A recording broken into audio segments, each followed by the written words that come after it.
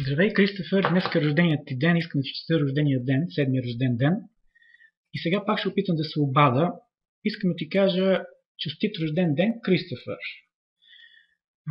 Всяка една продавачка в един магазин може да ти каже на тебе честит рожден ден и ти би трябвало да се усмихнеш, когато да е тя, непозната или позната продавачка в магазин, или пък някой минаваш в улицата и като разбере, че имаш рожден ден, може да ти каже честит рожден ден и това няма да наруши по никакъв начин твоя емоционален статус.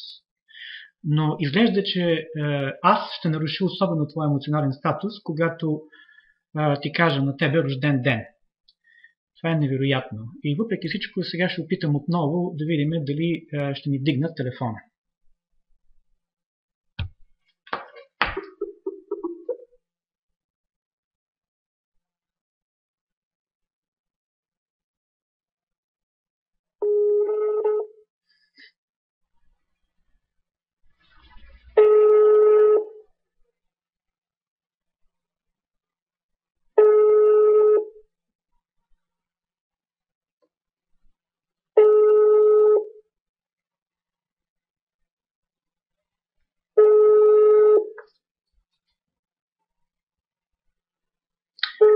В момента Кристофър в България сега ще кажа колко, в България е 7:20.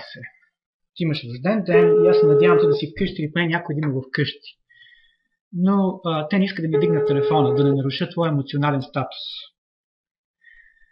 Невероятно, Кристофър. И все пак, честит рожден ден, да си жив и здрав. Ако не днеска да се чуем, може би някой ден ще се чуеме.